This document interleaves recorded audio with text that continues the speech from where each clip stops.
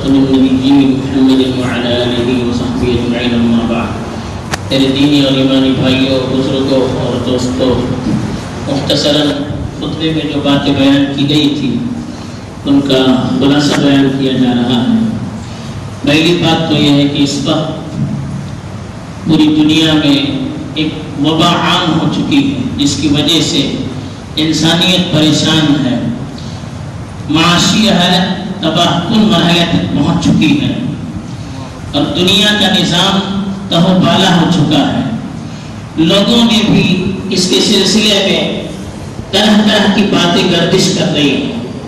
کچھ لوگوں کا خیال ہے کہ یہ عالمی قوموں کی طرف سے پھوپی ہوئی وبا ہے، جس کے ذریعے سے وہ سیاسی اور معاشی بالاتری چاہتے ہیں، غلبہ چاہتے ہیں، اس کی وجہ سے پوری دنیا کو اپنے کنٹرول میں لینا چاہتے ہیں۔ کچھ لوگوں کا خیال ہے کہ بعض ممالک نے نیوکلیئر ایٹم کا کچھ تجربہ کیا، اس کی وجہ سے غلطی سے کچھ دھاتیں نکل گئی جو زہریلی گیس کی، اس کی وجہ سے وبا پھیل گئی۔ کچھ لوگوں کا خیال ہے کہ دنیا کی ایک طاقت آبادی کو کنٹرول کرنے کے لیے اس طرح کی وبائیں پھیلا رہی ہیں۔ کچھ لوگوں کا خیال ہے کہ اللہ کی طرف سے لاگو کردہ ایک مصیبت ہے، اللہ کی طرف سے ایک آزمائش اور مصیبت ہے جو انسانوں پر مسلط کر دی گئی ہے۔ بہرحال انسانوں پر وبا آئی ہے، انسانوں کو سوچنے کا حق ہے، جتنے منہ اتنی باتیں، لیکن اس کے اثرات بھی مرتب ہو رہے ہیں۔ کچھ لوگ تو بالکل ان وباؤں کا انکار کر کے کہتے کچھ بھی نہیں ہے، بالکل انکار کرتے ہیں، اور کچھ اس طرح کا حقہ بنا کر پیش کر رہے ہیں گویا کہ یہ وبا ایسی ہے کہ انسانوں کو دنیا میں رہنے کے بجائے غاروں میں اور جنگلوں میں رہنا چاہیے، ورنہ اس وبا سے ساری انسانیت برباد ہو جائے گی۔ یہ افراط تفریط کا ماحول ہے۔ ایمان والا جس کا اللہ پر یقین ہو، شریعت پر جس کی نظر ہو، اس کا اعتدال والا معاملہ ہونا چاہیے، نہ وہ پوری طرح سے انکار بھی نہیں کر سکتا کہ کچھ بھی نہیں، یہ بھی غلط ہے، یا اتنا اس کو ڈراؤنا بنا کر پیش کرنا کہ سامنے آ جائے تو گویا کوئی خطرناک بیماری آ جائے، انسانیت پریشان ہو جائے، یہ بھی غلط ہے۔ دونوں نظریے غلط ہیں۔ اللہ کی طرف رجوع کرنا چاہیے۔ دونوں چیزوں سے غلط اثرات معاشرے پر مرتب ہو رہے ہیں۔ تو ایمان والوں کو سب سے پہلے تو یہ کہ کسی بھی مسئلے میں کوئی بیماری آئے، کوئی مصیبت آئے، کوئی اور بات پیش آئے، اس چیز کی جو ماہرین ہیں ان کی طرف رجوع کرنا چاہیے۔ اگر کوئی بیماری آ رہی ہے تو اس کے جو ماہر ڈاکٹرز ہیں، جو سائنسدان ہیں، ان کی جو تحقیق ہے اس پر بھروسہ کر کے پھر اللہ کی طرف رجوع کرنا چاہیے۔ یہ نہیں کہ واٹس ایپ پر جو بھی آ رہا ہے ہر آدمی اپنی بات کو آخری تحقیق بنا کر پیش کرتا ہے اور لوگ اس کو پڑھ کر ایسا سمجھتے ہیں کہ یہی سب کچھ ہے۔ ان سب چیزوں پر اعتبار کرنے کی ضرورت نہیں ہے۔ جس فن کے جو ماہرین ہیں اس فن میں ان کی طرف رجوع کرنا اسلام ہمیں اس کی تعلیم دیتا ہے۔ فَإِذَا جَاءَهُمْ أَمْرٌ مِّنَ الْأَمْنِ أَوِ الْخَوْفِ أَذَاعُوا بِهِ وَلَوْ رَدُّوهُ إِلَى الرَّسُولِ وَإِلَى أُولِي الْأَمْرِ مِنْهُمْ لَعَلِمَهُ الَّذِينَ يَسْتَنبِطُونَهُ مِنْهُمْ۔ قرآن نے صاحب ارشاد فرمایا کہ یہ منافقوں کی علامت ہے، یہ منافقوں کی علامت ہے، مومنوں کی علامت نہیں ہے کہ جب کوئی امن کی خبر ان کو پہنچتی ہے، یعنی جہاد میں فتح ہونے کی خبر پہنچتی ہے یا خوف کی خبر پہنچتی ہے، جہاد میں مسلمانوں کی شکست کی خبر پہنچتی ہے، تو فوراً اس کو عام کر دیتے ہیں، بلا تحقیق اس کو پھیلانا شروع کر دیتے ہیں۔ حالانکہ ان کو چاہیے تھا کہ اللہ کے رسول جب ہیں تو اللہ کے رسول کی طرف متوجہ ہوتے، ان سے تحقیق کرتے، یا جو ذمہ دار ہیں اس فن کے ماہر ہیں ان کی طرف رجوع کرتے، تاکہ اس فن کے جو ماہر ہیں وہ تحقیق کر کے ایک نتیجے پر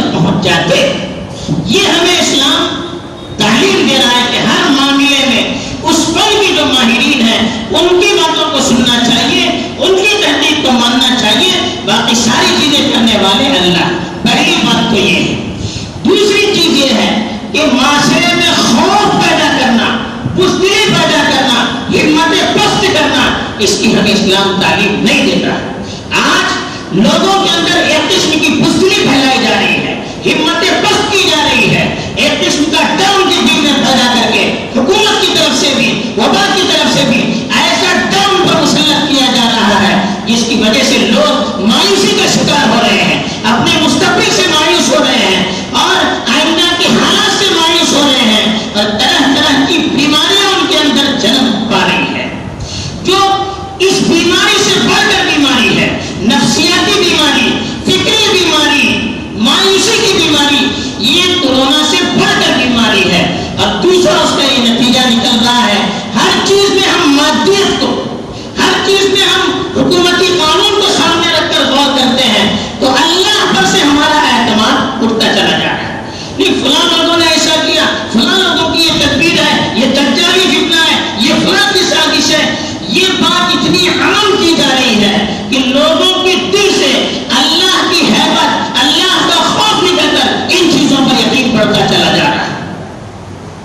حالانکہ ایک مسلمان کا یہ عقیدہ ہے, دنیا میں جو بھی فیصلہ ہو, خیر کا ہو, شر کا ہو, اچھائی کا ہو, برائی کا ہو, جو بھی فیصلہ ہوتا ہے اللہ کے حکم سے ہوتا ہے. اگر مان لیجئے یہ بیماری کسی حکومت کی سازش کی وجہ سے آئی ہے, تب بھی یہ سازش اللہ کے حکم ہی سے نافذ ہوتی ہے. اللہ کے حکم کے بغیر کسی کی سازش بھی نافذ نہیں ہو سکتی. ہمارا یقین اس معاملے میں اللہ پر ہونا چاہیے, اور یہ بھی ہمارا یقین رہنا چاہیے کہ اگر اللہ کی مرضی نہ ہو, دنیا کی ساری طاقتیں الٹی لٹک کر ہمارے خلاف سازشیں کرے, ان کی سازش اور ان کی تدبیر کامیاب نہیں ہو سکتی. وما هم بضارين به من احد الا باذن الله. جادوگروں کا تذکرہ کرتے ہوئے قرآن نے فرمایا اللہ کی اجازت کے بغیر وہ کسی کو نقصان نہیں پہنچا سکتے. یہ یقین ہمارے اندر چاہیے. اللہ کے فیصلے پر, اللہ کی تقدیر پر, اللہ کی طاقت پر, اللہ کی قدرت پر اگر ہمارا یقین نہیں ہو تو ہمارا ایمان مکمل نہیں ہو سکتا. اگر ان طاقتوں پر بھروسہ کر کے, ان خبروں پر بھروسہ کر کے ہماری اللہ سے ہمارا ذہن نکل کر اگر دوسری طاقتوں پر ہمارا یقین ہو گیا, یاد رکھیے دل سے ہمارا ایمان نکل گیا, اللہ کی تقدیر, اللہ کے فیصلے سے ہمارا ایمان نکل جائے گا, ہم مومن نہیں رہ سکتے. آج ہمارے ایمان کو بھی اس طرح سے چھیننے کی سازش کی جا رہی ہے, تو ہمیں اللہ پر بھروسہ رکھنا چاہیے. آپ جو چاہے تدبیر اختیار کریں, ہم یہ نہیں کہتے کہ آپ جو قانون بتائے جا رہے ہیں ان کو لازم مانیں, نہیں, اس کا بھی لحاظ کیجیے, لیکن سب سے بڑھ کر ہمارا بھروسہ, سب سے بڑھ کر ہمارا توکل یہ اللہ پر ہو. بغیر اللہ کی مرضی کے دنیا میں کوئی قانون نافذ نہیں ہو سکتا. بغیر اللہ کی مرضی سے کسی کی سازش دنیا پر چل نہیں سکتی. بلکہ اگر اللہ کی مرضی نہ ہو تو جو لوگ سازشیں کر رہے ہیں, جیسا کہ لوگوں کا خیال ہے, یہ سازشیں ان پر ہی پلٹ سکتی ہے. وَلَا يَحِيقُ الْمَكْرُ السَّيِّئُ إِلَّا بِأَهْلِهِ. بری تدبیر کرنے والوں ہی پر پلٹ جاتی ہے. جو لوگوں کے ساتھ غلط معاملہ کرنا چاہتا ہے, جو انسانیت کو تکلیف دینا چاہتا ہے, جو انسانیت کو برباد کرنا چاہتا ہے, اللہ اسی کو برباد کر دیتے ہیں. وَمَكَرُوا وَمَكَرَ اللَّهُ وَاللَّهُ خَيْرُ الْمَاكِرِينَ. انہوں نے بھی تدبیریں کی, اللہ نے بھی تدبیریں کی, اور اللہ کی تدبیر سب سے بہترین تدبیر تھی.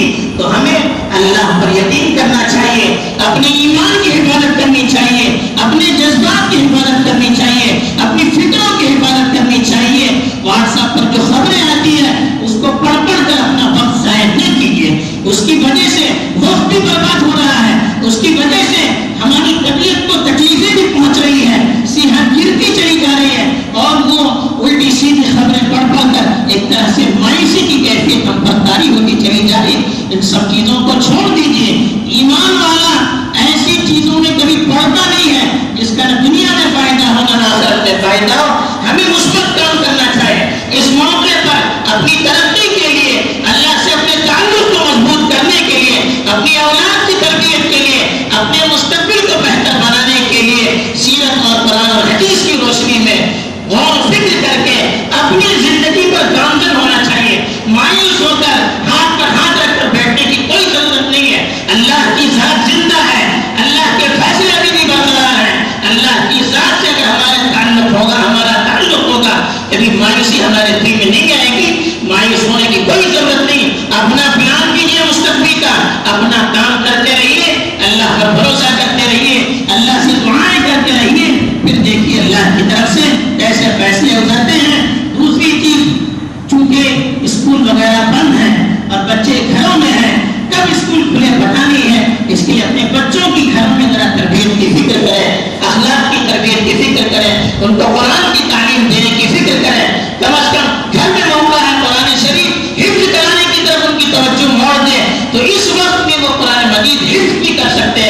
ایسے واقعات بھی ہمارے قریب ہی ابھی پیش آ گئے کہ 2.5 مہینے کی لاک ڈاؤن کی مدت میں چھوٹی سی بچی نے قرآن مجید کو حفظ کر لیا. کتنی بڑی بات ہے. ان وقتوں کا اگر ہم فائدہ اٹھائیں گے, کئی طریقے سے ہم فائدہ اٹھا سکتے ہیں, تو ان چیزوں کا خیال رکھیں. اللہ تعالیٰ مجھے بھی خیر کی طرف مائل فرمائے, آپ کو بھی خیر کی طرف فائل فرمائے, اور اچھے فیصلے ہمارے حق میں صادر فرمائے. آمین. وآخر دعوانا